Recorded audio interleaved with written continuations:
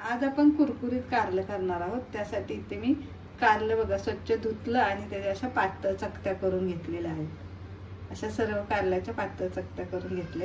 या कारल्याला काय केलेलं मी 1 ते 1.5 चमचा मीठ लावून ठेवलं होतं 10 ते 15 मिनिटं आणि नंतर ते मीठ मी पाण्याने धुवून काढलं। 2 ते 3 वेळा स्वच्छ धुवून घेतली कारली आणि थोडंसं सुकवून पण घेतलं, म्हणजे पाणी निथळून घेतलंय कारल्यातलं पूर्णपणे। आता आपण त्याच्यामध्ये मसाले घालूयात। 1 छोटा चमचा हळद,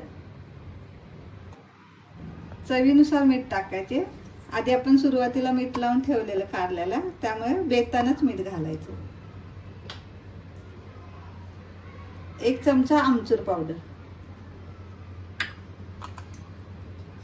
1 चमचा धने पावडर, 2 छोटे चमचे लाल तिखट। तिखट तुमच्या आवडीनुसार घेणे। कलर साठी मी इथे काश्मीरी लाल तिखट घेते 1 चमचा छोटा। अर्धा चमचा गूळ, 1 ते 1.5 चमचा तांदळाचे पीठ, 2 चमचे बेसन,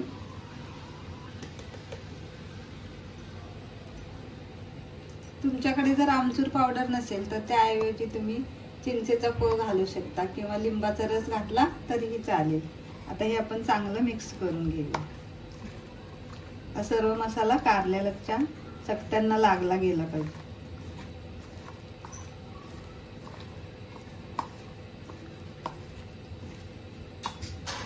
कारल्याला व्यवस्थित मसाला लावून झालाय आणि इथे मी थोडासा बारीक रवा सुद्धा घेतलेला आहे।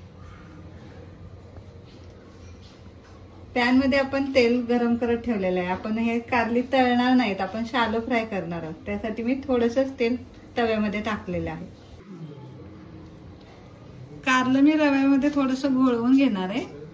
अशीच घोळवून ठेवणार आहे 4-5 कारली, नंतर फ्राय करणार आहे।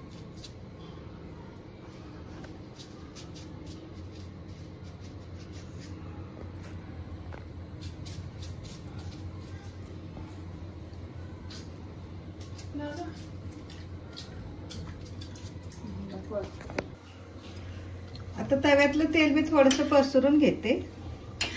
तुमच्याकडे जर पसरट पॅन असेल तर तो तुम्ही घेतला तरी चालेल, कारण त्याच्यामध्ये छान कारली फ्राय होतात। माझ्याकडे तसा पॅन नाही, त्यामुळे मी तव्यामध्ये कारली फ्राय करणार आहे। तेल चांगलं गरम झाले, आपण कारली फ्राय करूया।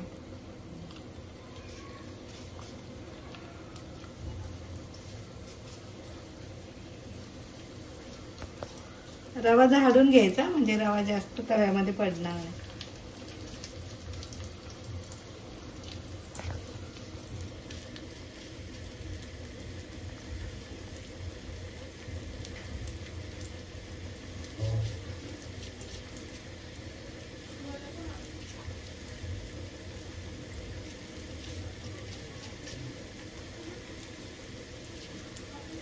कारली मी तव्यामध्ये टाकून घेतले थोडीशी।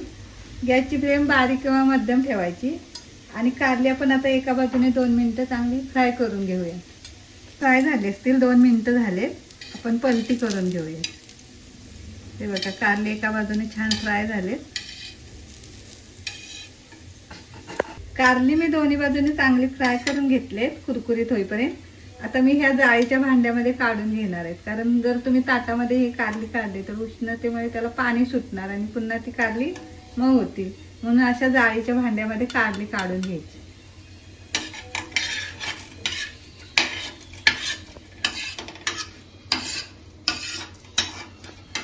तुम्ही पाहू शकता किती कुरकुरीत झाली बघा।